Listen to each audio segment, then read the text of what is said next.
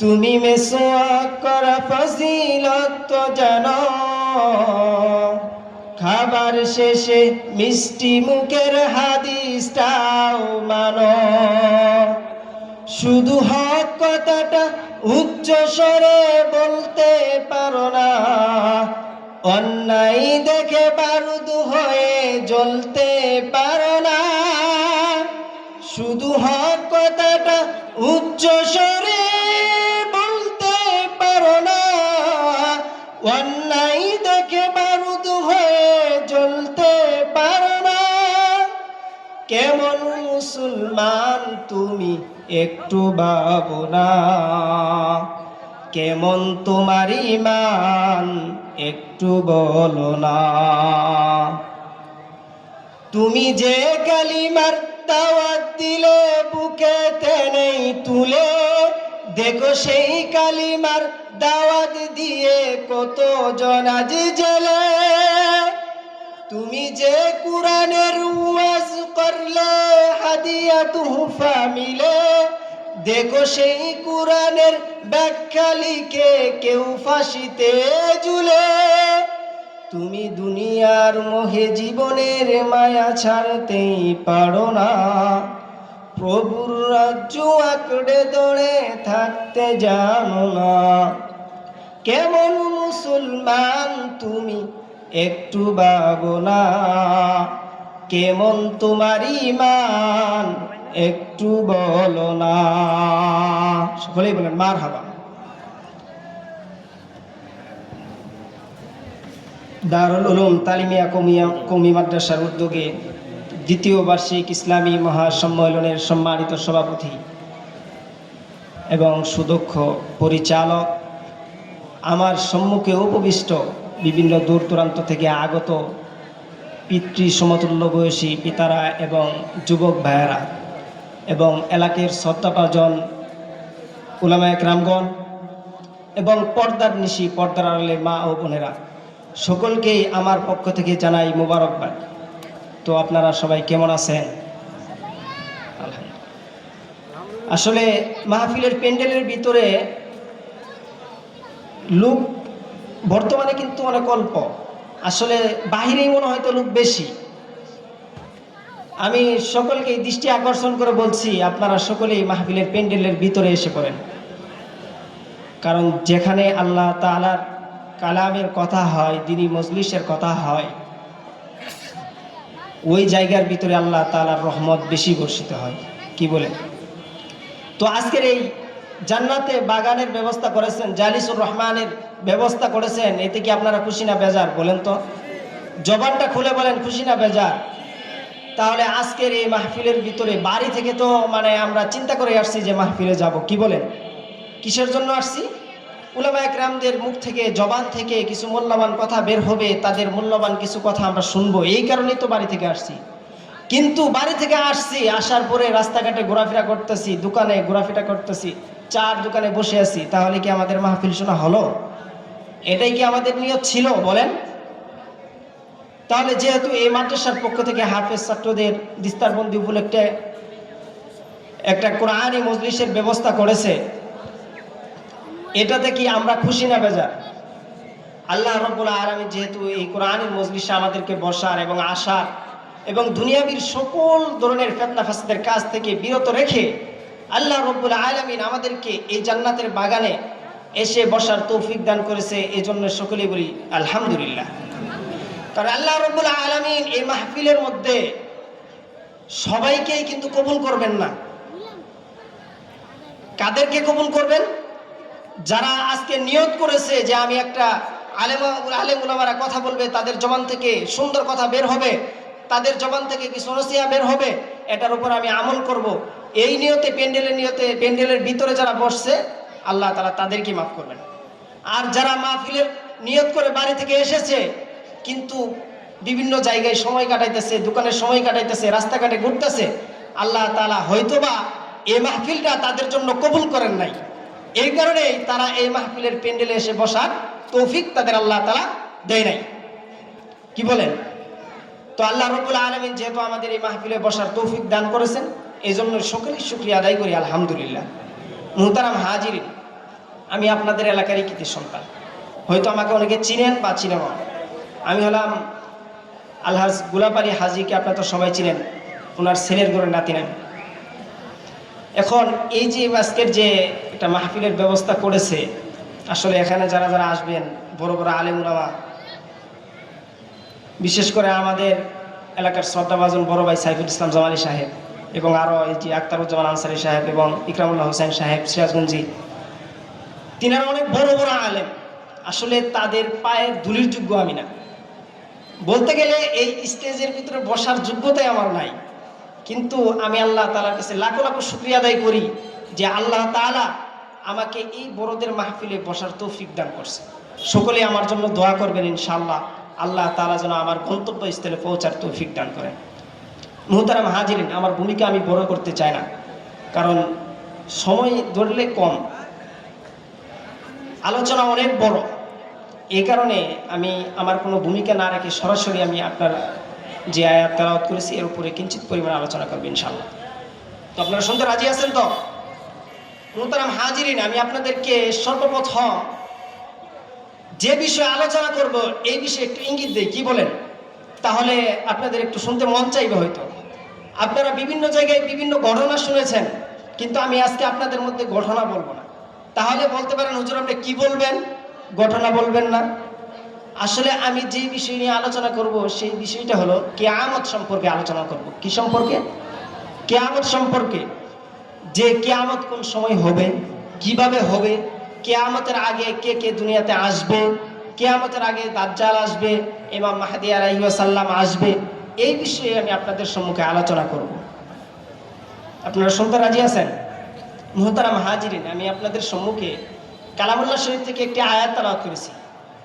আল্লাহ রাব্বুল আলামিন আয়াতে বলতেছেন, ইন্নাস সাআতা লাতিয়াতুল লা রাইবা ফিহা, নিশ্চয়ই কিয়ামত হবে, এর মধ্যে কোনো সন্দেহ নাই। এখন কেউ যদি বলে যে কিয়ামত হবে না, তাহলে কি তার ভিতরে ঈমান থাকবে? বলেন। আল্লাহ তাআলা যেহেতু নিজে বলতেছেন ইন্নাস সাআতা লাতিয়াতুল লা রাইবা ফিহা, যে কিয়ামত যে হবে, কিয়ামত সংগঠিত হবে, এর ভিতরে কোনো সন্দেহ নাই। কিন্তু ওয়ালাকিন্না আকসারান নাসি লা ইউমিনুন, মানুষদের মধ্যে কথক মানুষ আছে, কিছু মানুষ আছে তারা কিয়ামতকে বিশ্বাস করে না। তো মুহতারাম হাজিরিন, কিয়ামতকে যে তারা বিশ্বাস করে না, কিয়ামতের আগে ইমাম মাহদী আলাইহিস সালাম দুনিয়াতে আগমন করবেন, কিয়ামতের আগে দাজ্জাল আসবেন, কিয়ামতের আগে নুজুলুল ঈসা ইবনে মারইয়াম তিনি দুনিয়াতে আগমন করবেন, এগুলা মানুষ অনেকেই আছে বিশ্বাস করে না। তাহলে এই কিয়ামত যদি কেউ অস্বীকার করে, তার ভিতরে ঈমান থাকবে না চলে যাবে? বলেন।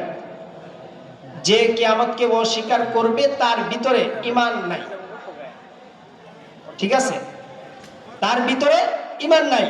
এই কিয়ামত সম্পর্কে আমি আপনাদের সম্মুখে আজকে আলোচনা করব ইনশাআল্লাহ। তো মুহতারাম হাজিরিন, আসেন সর্বপ্রথম আমি আপনাদেরকে কিয়ামত সম্পর্কে, কিয়ামতের বড় বড় 10টি আলামত বলবো। আল্লাহ রাসূল সাল্লাল্লাহু আলাইহি ওয়াসাল্লাম সাহাবায়ে কিরামদেরকে ডাক দিয়ে বলতেছেন, হে সাহাবায়ে কিরামরা তোমরা শোনো, যতক্ষণ না পর্যন্ত এই 10টি আলামত প্রকাশ না পাবে তোমরা মনে করবা কিয়ামত সংগঠিত হবে না। এই 10টি আলামত, বড় বড় আলামত যখন সংগঠিত হবে, এই 10টি আলামত যখন প্রকাশ পাবে, তখন তোমরা মনে করবা কিয়ামত সংগঠিত হবে। আল্লাহ রাসূল সাল্লাল্লাহু আলাইহি ওয়াসাল্লাম প্রথমেই বলছেন দোকান। এখন আপনারা মনে করতে পারেন হুজুর দোকানের কথা বললেন, এটা কোন দোকান? আমাদের বাজারও তো দোকান আছে, বা আমাদের মুড়েও দোকান আছে, এই দোকানের কথা কি আপনি বলতেছেন নাকি? না না, দোকান অর্থ হলো ধূম্রজাল, যা কিয়ামতের আগে পুরা পৃথিবীটা ধোঁয়া স্বাচ্ছন্দ্য হয়ে যাবে। অর্থাৎ সকালবেলা ঘুম থেকে উঠলে আপনারা যখন দেখেন যে কুয়াশা ভর্তি এলাকা, মানে পুরো আসমান এবং জমিনের নিচে সমস্ত জায়গা দেখবেন, সকালবেলা ঘুম থেকে উঠলে যারা ফজর নামাজ পড়েন তারা দেখেন শীতের সময় কুয়াশাময় হয়ে যায় না? এরকম ভাবে কিয়ামতের আগে দুনিয়াটা কুয়াশাময় হয়ে যাবে, ধোঁয়া স্বাচ্ছন্দ্য হয়ে যাবে। আল্লাহ রাসূল সাল্লাল্লাহু আলাইহি সাল্লাম প্রথমে এটা বলছেন। এক নাম্বার আপনাদেরকে বললাম। নাম্বার 2, আল্লাহ রাসূল সাল্লাল্লাহু আলাইহি ওয়াসাল্লাম বলেছেন যুহুরুল মাহদী, অর্থাৎ ইমাম মাহদী আলাইহিস সালাম দুনিয়াতে আগমন করবেন। 3 নাম্বার আল্লাহ রাসূল সাল্লাল্লাহু আলাইহি ওয়াসাল্লাম বলেন ওয়াদ দাজ্জাল, দুনিয়াতে দাজ্জাল আগমন করবে। 4 নম্বরে আল্লাহ রাসূল সাল্লাল্লাহু আলাইহি ওয়াসাল্লাম 4 নম্বরে বলতেছেন, ও আমার সাহাবায়ে কেরামরা তোমরা শোনো শোনো, 4 নম্বরে আলামতটা হলো তুলুআতিশ শামসি মিন মাগরিবিহা। এখন সূর্য কোন দিক থেকে উঠে বলেন তো? পূর্ব দিক থেকে। কিয়ামতের আগে আল্লাহ রাসূল সাল্লাল্লাহু আলাইহি ওয়াসাল্লাম সাহাবায়ে কিরামদেরকে জানিয়ে দিলেন, কিয়ামতের আগে দেখবা সূর্যটা পশ্চিম দিক থেকে উঠবে। ওই সময় আর সূর্যটা পূর্ব দিক থেকে উঠবে না, সূর্যটা উঠবে পশ্চিম দিক থেকে। তো আল্লাহ রাসূল সাল্লাল্লাহু আলাইহি ওয়াসাল্লাম সরকারে দো আলম নবী তিনি সাহাবায়ে কেরামদেরকে বললেন, তোমরা শোনো শোনো, যে সময় দেখবা সূর্যটা পশ্চিম দিক থেকে উদিত হয়েছে, পশ্চিম দিক থেকে উদিত হওয়ার পর দুনিয়ার যত মানুষ আছে তারা যদি আল্লাহ তাআলার কাছে দোয়ার দরখাস্ত করে, বা যদি কোনো কিছু আল্লাহ তাআলার কাছে মঞ্জুর করে, বা যদি তারা কোনো কিছু আল্লাহ তাআলার কাছে চায় যে আল্লাহ তাআলা তুমি আমাকে এটা দাও, ওইটা দাও, এইটা দাও, তাহলে সূর্য পশ্চিম দিক থেকে ওঠার পরে কোনো বান্দার দোয়া আল্লাহ তাআলা কবুল করবেন না। অর্থাৎ পশ্চিম দিক থেকে যখন সূর্য উঠবে ওই সময় আল্লাহ তাআলা কোনো বান্দার দোয়া কবুল করবেন না। মুহতারাম হাজিরিন, নাম্বার 5 নম্বরে হলো ইয়াজুজ ও মাজুজ। অর্থাৎ কিয়ামতের আগে ইয়াজুজ এবং মাজুজের আগমন হবে। এখন আপনারা বলতে পারেন, হুজুর ইয়াজুজ মাজুজ কারা? এরা হলো নূহ আলাইহিস সালামের জাতি থেকে আসা একটা জাতি। বলতে পারেন, হুজুর তারা কোথায় আছে? তাদেরকে বাদশাহ জুলকারনাইন, নাম শুনছেন আপনারা? বাদশাহ জুলকারনাইন, বাদশাহ জুলকারনাইন ইয়াজুজ এবং মাজুজকে একটা জায়গায় বন্দী করে রেখেছেন। বলতে পারেন, হুজুর কোন জায়গায় বন্দী করে রেখেছেন? ইয়াজুজ মাজুজকে এমন একটা জায়গায় বন্দী করে রেখেছেন, বাদশাহ জুলকারনাইন তিনি 2 দেশে সফর করেছেন, 2 স্থানে 2 জায়গায় সফর করেছেন। এই 2টি জায়গা হলো, এক জায়গা হলো যেখানে সূর্য উদিত হয়, ওইদিকে বাদশাহ জুলকারনাইন সফর করেছেন। আরেক দিক হলো যেখানে সূর্য অস্ত যায়, অর্থাৎ সূর্য ডুবে, ওই দিকে বাদশাহ জুলকারনাইন সফর করেছেন। তো যে দিকে সূর্য ডুবে যায় ওই দিকে বাদশাহ জুলকারনাইন সফর করেছেন। সফর করার পর সেইখানে একটা জাতি ছিল, তারা বাদশাহ জুলকারনাইনকে বলতেছে, ও বাদশাহ, আপনি তো দুনিয়ার বাদশাহ, তবে আমাদের উপরে এমন একটা জাতি রয়েছে, তারা আক্রমণ করে আমাদের সন্তানদেরকে হত্যা করে, তারা আমাদের ফসলাদিকে নষ্ট করে। তো আপনি তাদের নাম হলো ইয়াজুজ এবং মাজুজ, তাদেরকে আপনি এমন একটা ব্যবস্থা করে দেন যেন সে আমাদের সন্তানাদি, আমাদের ফসলাদি কোনো ধ্বংস না করতে পারে। তারপর বাদশাহ জুলকারনাইন লোহা এবং সীসা গলিত এই 2 ধাতু দ্বারা এমন একটা দেওয়াল তৈরি করেছেন, তৈরি করে তাদের সম্মুখে এমন একটা সুন্দর দেওয়াল দিয়ে দিয়েছে, এমন দেওয়াল তৈরি করে দিয়েছে। ইয়াজুজ মাজুজের 2 পাশে হলো পাহাড়, আরেক পাশে হলো একটা দেওয়াল। এই দেওয়ালটা তারা ভেদ করে ওই সময় আসতে পারবে। কোন সময়? প্রত্যেক দিন এই ঘটনা হয়তো আপনারা শুনেছেন। ইয়াজুজ মাজুজ দুনিয়াতে কোন সময় আসবে এটাও বলতে পারেন। আপনাদেরকে বলি শুনেন, ইয়াজুজ মাজুজ কিয়ামতের আগে দুনিয়াতে আসবে। তবে তারা কিভাবে আসবে? এই দেওয়াল টেপকায় নাকি? না না, এই দেওয়াল টেপকায় আসবে না। ইয়াজুজ মাজুজ প্রত্যেক দিন ওই দেওয়ালটাকে চাটতে থাকে, তারা সকলেই চাটতে থাকে। চাটতে চাটতে যখন একবারে কাগজের মতো পাতলা হয়ে যায়, পাতলা হওয়ার পরে সন্ধ্যা হয়ে যায়, সূর্য ডুবে যায়, তো ওই সময় তারা চলে যায়। যেদিন তারা বলবে ইনশাআল্লাহ আগামীকাল এইটা শেষ করব, চেটে শেষ করব, ওই সময় ওই দিন তারা সেইখান থেকে বের হয়ে আসবে দুনিয়ার ভিতরে। দুনিয়ার ভিতরে যখন আসবে, তো আসার পরে প্রথম গ্রুপ যখন আসবে, আসার পরে তাদের সম্মুখে একটা নদী পড়বে। এই নদীর পানি প্রথম গ্রুপ এমন ভাবে খাবে, এমন ভাবে তারা পান করবে। দ্বিতীয় গ্রুপ যে আসবে তারা মনে করবে জীবনে কোনো সময় এই নদীর ভিতরে পানি ছিল না। তাহলে দেখেন তারা কেমন ভয়ঙ্কর হবে।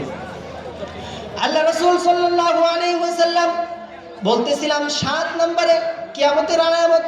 আল্লাহ রাসূল সাল্লাল্লাহু আলাইহি ওয়াসাল্লাম বলতেছেন পূর্ব দিকে একটা ভূমিধস হবে।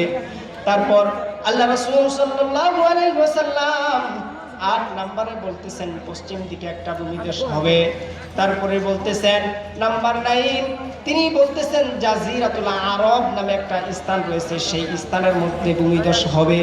নাম্বার 10 সর্বশেষ নাম্বার, আল্লাহ রাসূল সাল্লাল্লাহু আলাইহি ওয়াসাল্লাম বলতেছেন ইয়ামিন থেকে একটা আগুন বের হবে, এমন আগুন, এমন আগুনের একটা গোলা, এমন আগুনের একটা কুণ্ডলী বের হবে, এই আগুনের কুণ্ডলীটা মানুষদেরকে তাড়িয়ে তাড়িয়ে কিয়ামতের মাঠে নিয়ে যাবে। বলেন সুবহানাল্লাহ।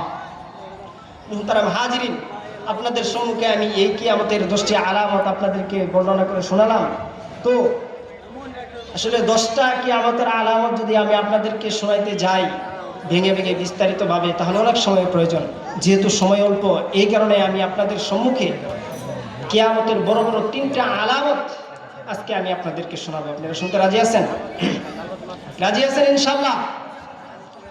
এর মধ্যে থেকে 1 নম্বরে হলো জুহুরুল মাহদি, যে ইমাম মাহদি আলাইহিস সালাম দুনিয়াতে আগমন করবেন, এটা হলো কিয়ামতের আলামত একটা। আরেকটা হলো দাজ্জাল।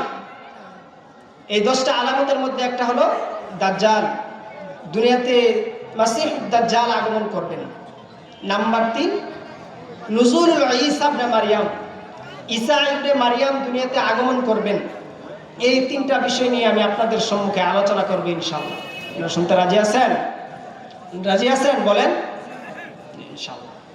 তো চলেন, ইমাম মাহদি আলাইহিস সালাম দুনিয়াতে আগমন করবেন, আসবেন। ইমাম মাহদি আলাইহিস সালাম হবেন পুরো বিশ্বের নেতা।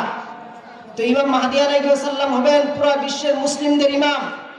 তো এরকম একজন ইমাম দুনিয়াতে আসবে, এমন একজন ইমাম, এমন একজন নেতা যিনি মুসলমানদের নেতা হবেন, তিনি দুনিয়াতে আসবেন। তার পরিচয় কি আমাদের জানা দরকার আছে কি নাই বলেন?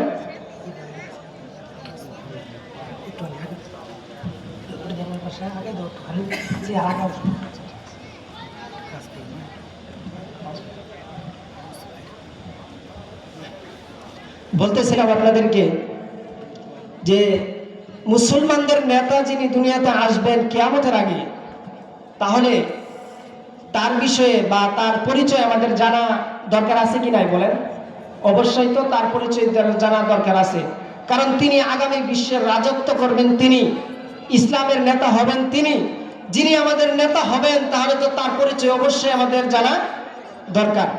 মুহতারাম হাজিরিন, আমি আপনাদেরকে ছোট্ট একটা কথা বলতে চাই। কথাটা হলো, আমাদের এইদিকে ব্রিজের ভিতরে বা মসজিদের দেওয়ালে, বিভিন্ন দেওয়ালে আমি একটা লেখা দেখেছি। আপনারা খেয়াল করছেন কিনা আমি জানি না। এই লেখাটা আমি দেখছি অনেকদিন আগেই, কিন্তু এটা কাউকে বলি নাই। যাই হোক, আমি আজকে আপনাদের সাথে শেয়ার করতেছি। লেখাটা হয়তো এরকমভাবে লেখছে যে গাজওয়াতুল হিন্দের ডাক এসেছে, ইমাম মাহমুদের সৈনিক হও, বা এরকম একটা লেখা লিখছে, বা ইমাম মাহমুদের দলে যোগ দাও। ওই জায়গায় লেখছে ইমাম মাহমুদ। মূলত হাদিসে তো বলে নাই যে তার নাম হবে ইমাম মাহমুদ। হাদিসে স্পষ্ট ভাষায় বলা আছে, কিতাবুল ফিতানের ভিতরেও আছে। আমি যে হাদিসগুলা চয়ন করেছি আপনাদেরকে আজকে শোনাবো, এই হাদিসগুলা কিতাবুল ফিতানের ভিতরে আছে লিপিবদ্ধ। হয়তো হাদিসগুলা বিভিন্ন জায়গায় বর্ণিত হয়েছে, মুসলিম শরীফে, ইবনে মাজাহ শরীফে বর্ণিত হয়েছে, কিন্তু মুসলিম শরীফে আছে। হাদিসের বিষয়ে স্পষ্ট বলা আছে ইমাম মাহদি আলাইহিস সালামের নাম হবে ইমামুল মাহদি, তার এটা হবে উপাধি। আমি নাম আপনাদেরকে বলবো।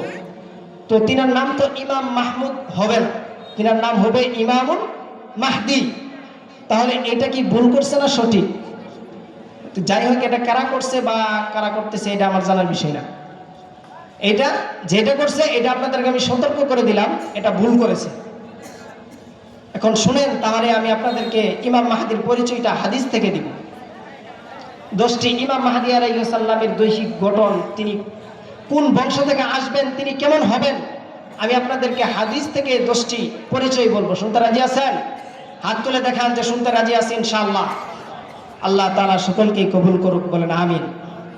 মুহতারাম হাজিরিন, আল্লাহ রাসূল সাল্লাল্লাহু আলাইহি ওয়াসাল্লাম বলেছেন, নাম্বার 1 নম্বরে সরকারে দো আলম নবী বলেন যে শোনো, এই আমার উম্মতেরা শোনো, ভালো করে শুনে রাখো, তোমাদের যিনি নেতা হবে তার পরিচয় তোমাদের জানা দরকার, তোমাদের জানা উচিত।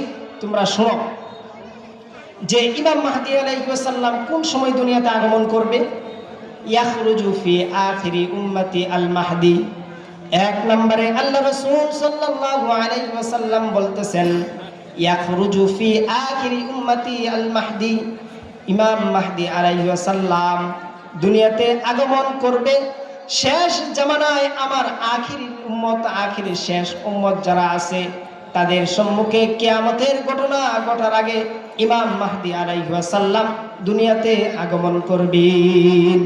নাম্বার 2, আল্লাহর হাবিব সাল্লাল্লাহু আলাইহি ওয়াসাল্লাম 2 নম্বরে বলতেছেন, আল মাহদী মিন ইতরাতি মিন ওয়ালাদি ফাতিমা, যে ইমাম মাহদী যিনি দুনিয়াতে আসবেন ইমাম মাহদী হয়ে, সে কোন বংশ থেকে আসবে এটা আমার আপনার যাচাই বাছাই করে বের করতে হবে না। আল্লাহ রাসূল সাল্লাল্লাহু আলাইহি ওয়াসাল্লাম তিনি আরো ১৫০০ অর্থাৎ ১৪০০ বছর আগে তিনি আমাদেরকে জানিয়ে গিয়েছেন, আল মাহদী মিন ইতরাতি মিন ওয়ালাদি ফাতিমা, যে আমার কলিজার টুকরা মেয়ে ফাতিমা তুজ-জোহরা রাদিয়াল্লাহু তাআলা আনহা, তার বংশধর থেকে ইমাম মাহদী আলাইহিস সালাম দুনিয়াতে আগমন করবে। সুবহানাল্লাহ। অর্থাৎ আলী রাদিয়াল্লাহু তাআলা আনহুর বংশধর হবেন যিনি ইমাম মাহদী হয়ে দুনিয়াতে আসবেন। নাম্বার 3, আল্লাহ রাসূল সাল্লাল্লাহু আলাইহি ওয়াসাল্লাম 3 নম্বরে বলতেছেন, হে আমার উম্মতেরা শোনো শোনো, 3 নাম্বার পরিচয় হলো, ততক্ষণ পর্যন্ত আল্লাহ রাসূল সাল্লাল্লাহু আলাইহি ওয়াসাল্লাম বলেন, ততক্ষণ পর্যন্ত আল্লাহ তাআলা দুনিয়া ধ্বংস করবেন না, যতক্ষণ পর্যন্ত না আল্লাহ তাআলা আমার বংশ থেকে অর্থাৎ আমার আহলে বাইত থেকে একজন প্রতিনিধি, একজন খলিফা দুনিয়াতে না পাঠায়। তার নাম কি হবে? শোনো শোনো, ইউআতি উসমুহু ইসমি ওয়াসমা আবি ইসমা আবি। দুনিয়াতে ইমাম মাহদী হয়ে যিনি আসবেন, দুনিয়াতে তোমাদের নেতা হয়ে যিনি আসবেন, তিনার নাম হবে, বলেন তো তিনার নাম কি হবে? তিনার নাম হবে মুহাম্মদ। আমার নাম হলো মুহাম্মদ, আমার নাম হলো আহমদ। দুনিয়াতে ইমাম মাহদী হয়ে যিনি আসবেন তার নাম হবে মুহাম্মদ, তার নাম হবে আহমদ। শুধু তাই নয়, শুধু তাই নয়, ইমাম মাহদী হয়ে দুনিয়াতে যিনি আসবেন আমার পিতার নাম হলো আব্দুল্লাহ। ইমাম মাহদী হয়ে তোমাদের নেতা হয়ে যিনি দুনিয়াতে আসবেন তিনার নাম হলো, তিনার পিতার নাম হলো আব্দুল্লাহ। সুবহানাল্লাহ বলেন। তার লকাব, তার উপাধি হবে ইমামুল মাহদী।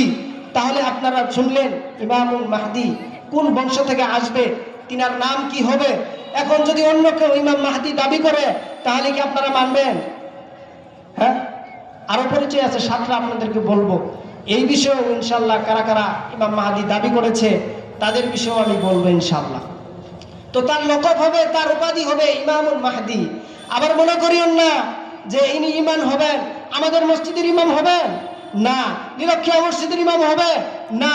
তিনি সেই ইমাম যিনি পুরা বিশ্বের ইমাম হবেন, তিনি সেই খলিফা হবেন, পুরা বিশ্বের খলিফা হবেন। আল্লাহ রাব্বুল আলামিন সেই ইমাম মাহদীকে পাঠাবে, মুসলমানদের খলিফা হিসেবে এই দুনিয়াতে পাঠাবে। অথচ এমন হওয়ার উচিত ছিল, বর্তমান জামানায় দেখেন যারা হুজুর, যারা ইলমে দ্বীন শিক্ষা করে, যারা বুজুর্গানে দ্বীন, তারা মসজিদের ইমামতি করে, আর যারা চোর ডাকাত মাকাত তারা রাষ্ট্রের ইমামতি করে। অথচ তো এমন হওয়া উচিত ছিল, আল্লাহ রাসূল সাল্লাল্লাহু আলাইহি ওয়াসাল্লামের জামানার মধ্যে আল্লাহ রাসূল সাল্লাল্লাহু আলাইহি ওয়াসাল্লাম ছিলেন মসজিদে নববীর ইমাম, আবার তিনি ছিলেন রাষ্ট্রের ইমাম।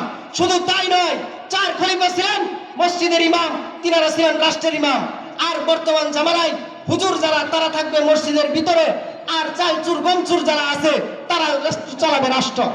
এটাই তো বর্তমান জামানায় চলতেছে, কি বলেন? চলতেছে না? এটা তো চলার উচিত ছিল না। আল্লাহ রাসূল সাল্লাল্লাহু আলাইহি ওয়াসাল্লামের জামানায় তো এমন ছিল না। আল্লাহ রাসূল সাল্লাল্লাহু আলাইহি ওয়াসাল্লামের জামানা কেমন ছিল আর এখন কেমন? দুনিয়ার এই অবস্থা হয়েছে।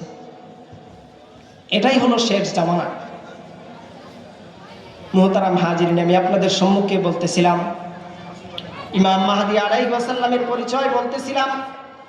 3 নম্বরে বলেছি ইমাম মাহদী আলাইহিস সালামের নাম কি হবে এবং ইমাম মাহদী আলাইহিস সালামের পিতার নাম কি হবে আপনারা শুনেছেন? নাম্বার 4, আল্লাহ রাসূল সাল্লাল্লাহু আলাইহি ওয়াসাল্লাম বলতেছেন, ও আমার সাহাবায়ে কেরামরা তোমরা শোনো, 4 নম্বরে ইমাম মাহদী আলাইহিস সালামের দৈহিক গঠন কেমন হবে, ইমাম মাহদী আলাইহিস সালামের চেহারা কেমন হবে, তোমরা ভালো করে শোনো। ইমাম মাহদীর চেহারা কেমন হবে? আল মাহদী মিন্নি আজলাল জাহবা ওয়া আকলাল আকস। ইমাম মাহদী আলাইহিস সালাম যিনি হবেন, তিনার কপালটা হবে উজ্জ্বল, আর তিনার লাকটা হবে লম্বা। অর্থাৎ ইমাম মাহদী হয়ে দুনিয়াতে যিনি আসবেন, তার নাক হবে লম্বা, আর তার কপাল হবে উজ্জ্বল। নাম্বার 5 নাম্বার, আল্লাহ রাসূল সাল্লাল্লাহু আলাইহি ওয়াসাল্লাম বলতেছেন, ইমাম মাহদী যিনি হবেন, তিনি দুনিয়াতে কোন সময় আগমন করবেন, দুনিয়ার যখন অবস্থা কেমন হলে ইমাম মাহদী আলাইহিস সালাম দুনিয়াতে আসবে। ও মুহতারাম হাজিরিন, ভালো করে শুনেন, ইমাম মাহদী আলাইহিস সালাম ওই সময় দুনিয়াতে আগমন করবে যে সময় মুসলমানরা নির্যাতিত, নিপীড়নে, তারা এমনভাবে তাদের উপর ইহুদি খ্রিস্টান নাসারারা এমনভাবে নির্যাতন করবে, মুসলমানদের উপর এমন অত্যাচার করবে, অত্যাচার করতে করতে যখন অত্যাচারের সীমা অতিক্রম করে ফেলবে, তখন আল্লাহ রব্বুল আলামিন মুসলমানদের নেতা হিসেবে ইমাম মাহদী আলাইহিস সালামকে দুনিয়াতে পাঠাবেন। সুবহানাল্লাহ। বর্তমান অবস্থা দেখেন, মুসলমানরা কি নির্যাতিত হচ্ছে? আপনারা ফিলিস্তিনের দিকে একটু তাকান, এই ফিলিস্তিনের অবস্থাটা কেমন করেছে, ফিলিস্তিনের দিকে তাকাইলে বুঝতে পারবেন। অথচ আমরা সেখানে যাই নাই, কিন্তু অনেকেই ভিডিওর ভিতরে দেখেছেন ফিলিস্তিনের কি অবস্থা।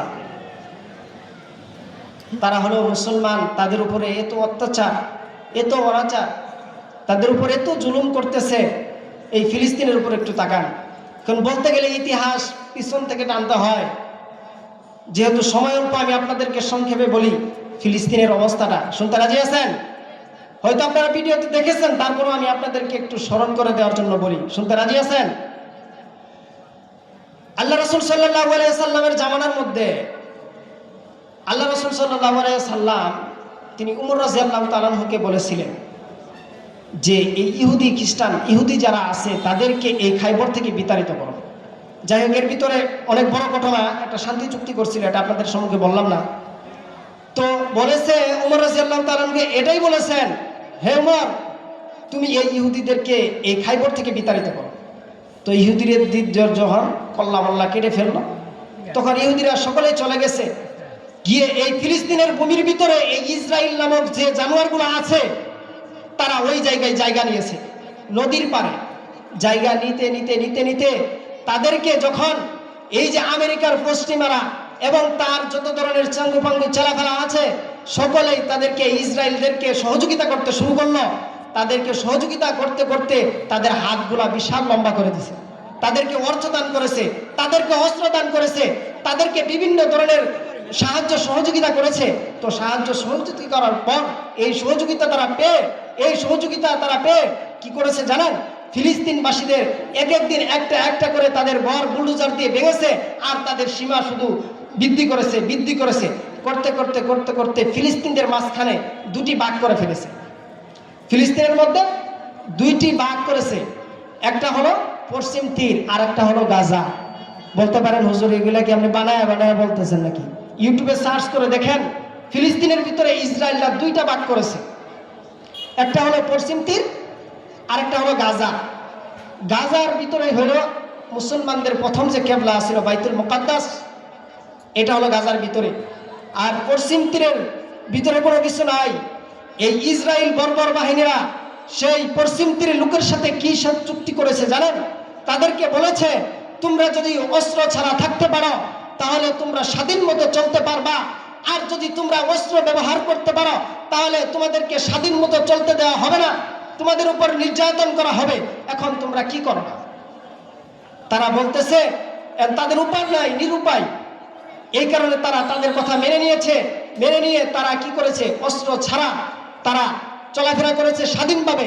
আপনারা ভিডিওতে দেখেছেন, এই ফিলিস্তিনে যখন ইসরায়েলের সাথে যুদ্ধ শুরু হয়েছে, কিছু কিছু লোক দেখছেন যে পাথর দিয়ে ঢিল দিতেছে। ফিলিস্তিনদের কিছু লোক ইসরায়েলদের পাথর দিয়ে ঢিল দিতেছে, এরাই হলো সেই পশ্চিম তীরের লোক। কারণ তারা অস্ত্র চালাইতে জানে না, তারা অস্ত্র ভালো করে কিভাবে চালাবে তারা জানে না, তাদের কাছে অস্ত্র নাই, এই কারণে তারা পাথর দিয়ে ঢিল দিতেছে। আর এইদিকে গাজাবাসী, তাদের কথা হলো আমাদের পূর্বের সেই কেবলা বাইতুল মুকাদ্দাস, মসজিদে আকসা যেটাকে বলা হয়, এই বাইতুল মুকাদ্দাস রক্ষা করার জন্য তারা একটা হামাস সংগঠন তৈরি করেছে। তারা প্রতিবাদ করেছে ইসরায়েলের বিপক্ষে, তারা এখনো লড়তে আছে। এই প্রতিবাদের কারণে ইসরায়েলের দিকে একটু তাকায় দেখেন, ইসরায়েলের কি তারা কেমন ভাবে ফিলিস্তিনের উপরে নির্যাতন করেছে। একটা ভিডিওতে দেখেছি, একটা হাসপাতালের ভিতরে তারা রকেট বোমা ছুড়ছে।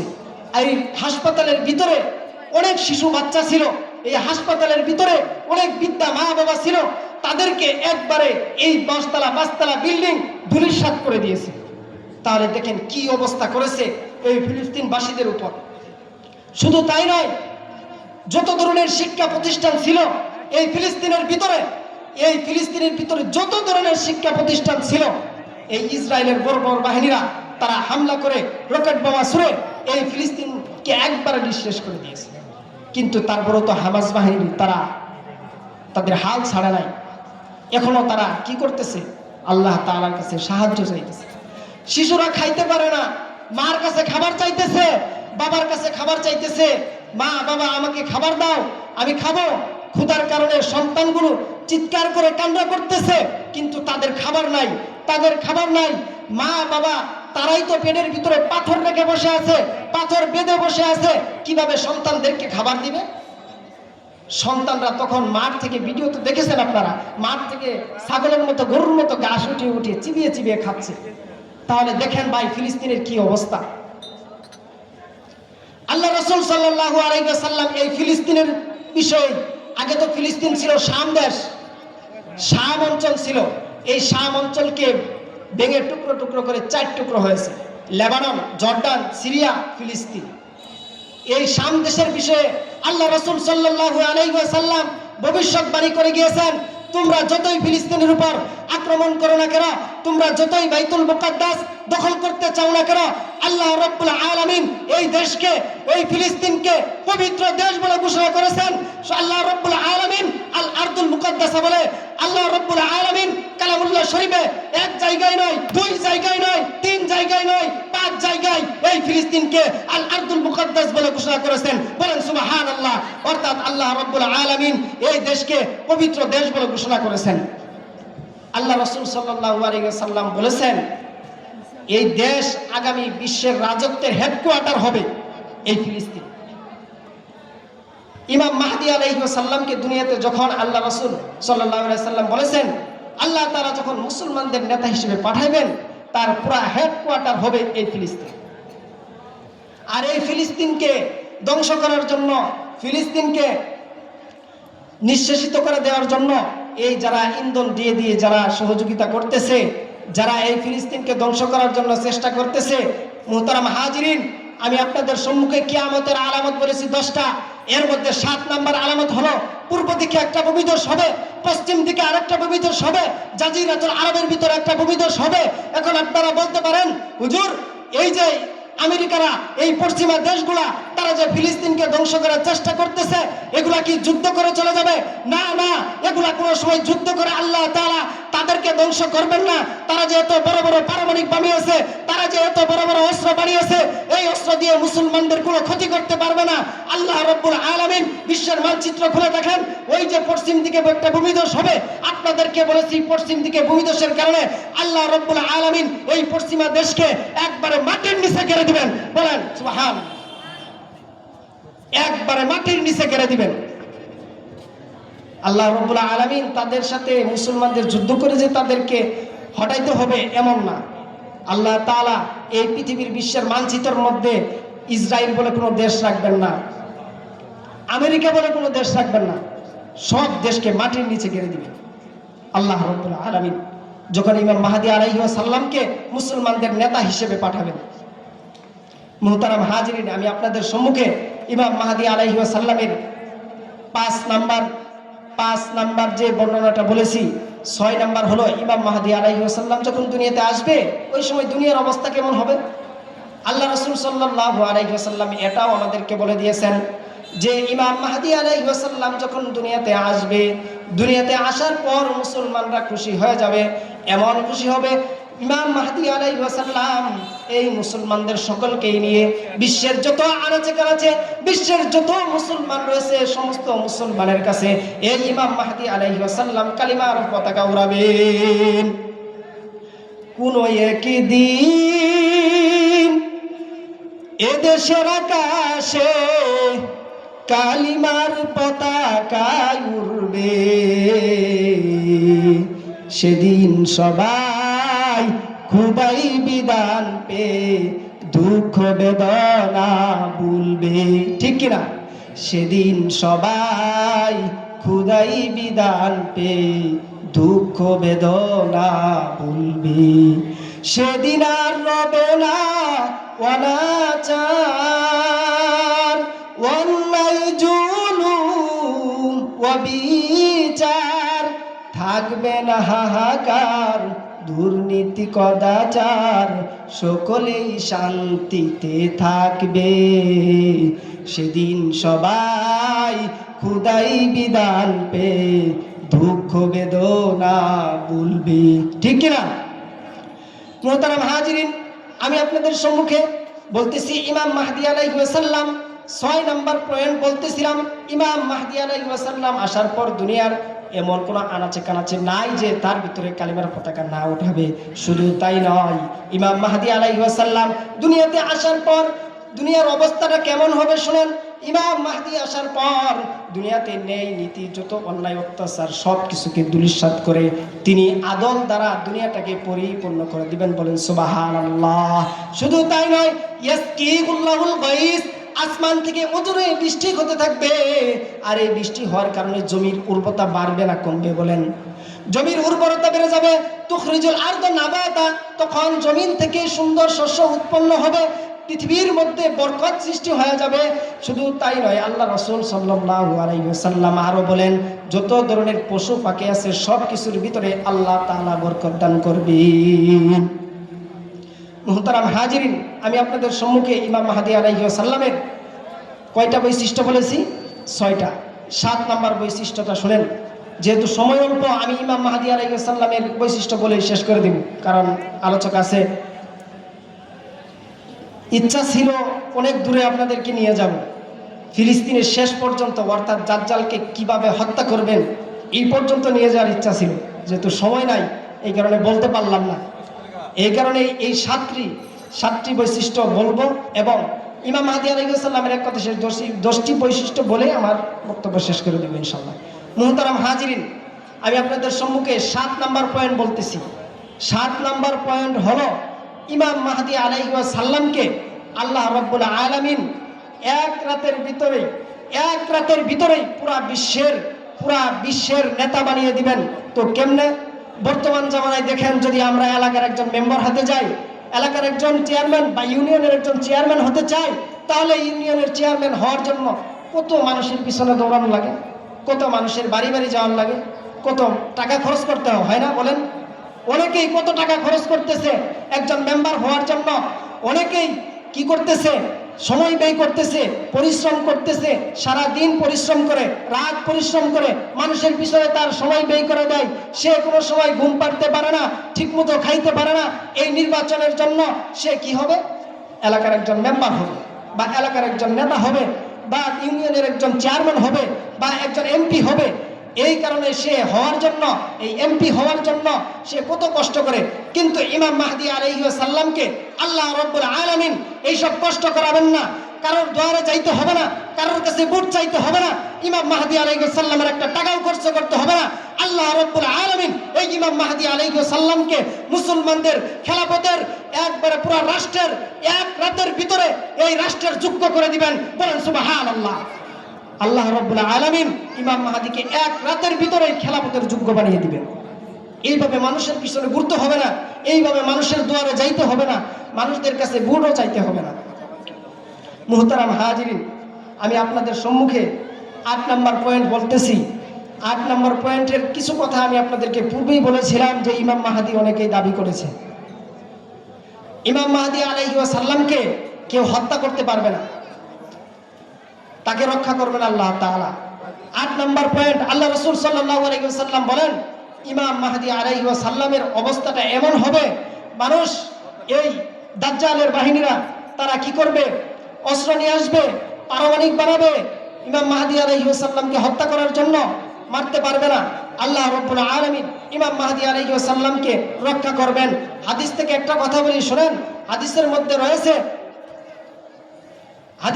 রয়েছে ইমাম মাহদী আলাইহি ওয়াসাল্লাম তিনাকে হত্যা করার জন্য, তিনার যখন প্রকাশ হওয়ার সময় হবে, ওই সময় ইমাম মাহদী আলাইহি ওয়াসাল্লামকে হত্যা করার জন্য এই দাজ্জালের কিছু সালাফালা তারা আসবে, মক্কার দিকে এগিয়ে আসবে।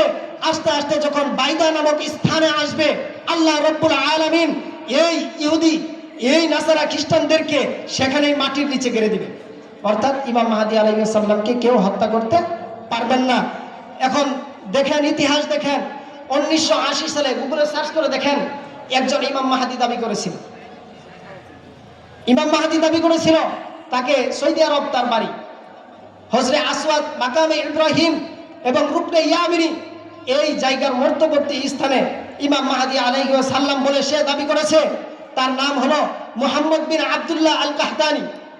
তো ওই সময় সৌদির গভর্নর, সৌদির সরকার, বাদশাহ ফুর্স পাকিয়ে তাকে হত্যা করেছে। তাহলে তার কাতার কি ইমাম মাহদী আলাইহিস সালামের কাতারে পড়ে? বলেন, সে কি ইমাম মাহদী হতে পারে? শুধু তাই নয়, কিছুদিন আগে আপনারা হয়তো এটা ভিডিওতে দেখেছেন, নূরে পাগলা নামে একজন লোক, সে ইমাম মাহদী দাবি করেছে, সেও মারা গেছে। তো সে কি ইমাম মাহদী হতে পারে? মুহতারাম হাজিরিন, আপনাদের সম্মুখে যে বললাম ইমাম মাহদীর 8 নাম্বার পয়েন্ট বলেছি, 9 নাম্বার পয়েন্ট হলো ইমাম মাহদী আলাইহিস সালামের প্রকাশ্য স্থল কোন জায়গায় হবে। ইমাম মাহদী আলাইহিস সালাম কোনো সময় তিনি বলবেন না যে আমি ইমাম মাহদী, আমার কাছে খেলাফত, তোমরা আমার কাছে বায়াত গ্রহণ করো। এই কথা কোনো সময় ইমাম মাহদী আলাইহিস সালাম বলবেন না। ইমাম মাহদী আলাইহিস সালাম সেই মক্কাতুল মুকাররমা, বাইতুল মুকাদ্দাসে, মক্কাতুল মুকাররমায় ইমাম মাহদী আলাইহিস সালাম রুকনে ইয়ামিনী, মাকামে ইব্রাহিম এর মধ্যবর্তী স্থানে তিনি অবস্থান করবেন। তখন অবস্থাটা কেমন হবে? ইমাম মাহদী আলাইহিস সালাম মক্কার আশেপাশে চতুর্দিকে তিনি ঘুরতে শুরু করবেন। সকলেই বুঝতে পারবে ইনি হলেন আমাদের নেতা, ইনি হলেন ইসলামের নেতা, ইনি হলেন আমাদের ইমাম মাহদী। তখন খোরাসান থেকে একটা কালো পতাকাবাহী এক জামাত বের হবে, তারা ইসলামের তারা একটা সৈনিক বের হবে কালো পতাকা নিয়ে, তারা ইমাম মাহদী আলাইহিস সালামের কাছে বায়াত গ্রহণ করার জন্য তারা আসবে। মুহতারাম হাজিরিন, নাম্বার 10, সর্বশেষ নাম্বার হলো ইমাম মাহদী আলাইহিস সালাম দুনিয়াতে কতদিন রাজত্ব করবেন? এটা তো প্রশ্নের ব্যাপার যে কতদিন। আল্লাহ রাসূল সাল্লাল্লাহু আলাইহি সাল্লাম এটাও আমাদেরকে 1450 বছর আগে জানিয়ে গিয়েছেন। আল্লাহ রাসূল সাল্লাল্লাহু আলাইহি সাল্লাম বলেন ইয়ামলিকু 7 সিনিন ওয়া ফি রাতি 9 সিনিন। কেউ বলে যে ইমাম মাহদী আলাইহিস সালাম দুনিয়াতে 7 বছর রাজত্ব করবেন। কয় বছর? 7 বছর। আবার কেউ বলে না, ইমাম মাহদী আলাইহিস সালাম দুনিয়াতে আসবেন, আসার পর তিনি 9 বছর রাজত্ব করবেন। মুহতারাম হাজিরিন, এই যে ইমাম মাহদীর 10টা বৈশিষ্ট্য, 10টা পরিচয় আমি আপনাদেরকে শোনালাম। তাহলে এখন যদি কেউ ইমাম মাহদী দাবি করে, তাহলে কি আপনারা তাকে ইমাম মাহদী বলে স্বীকার করবেন? কারণ ইমাম মাহদী আলাইহিস সালাম সে নিজেই দাবি করবে না। আল্লাহ রাসূল বলেন সে নিজেই বলবে না যে আমি ইমাম মাহদী। তাহলে কেউ যদি ইমাম মাহদী দাবি করে, সে কি ইমাম মাহদী হতে পারে? বলেন, কোনো সময় হতে পারে না।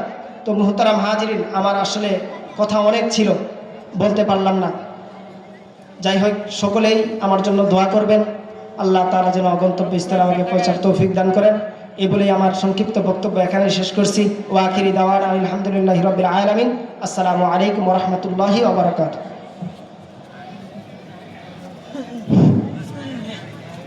জাযাকাল্লাহু শুকরান জাযা।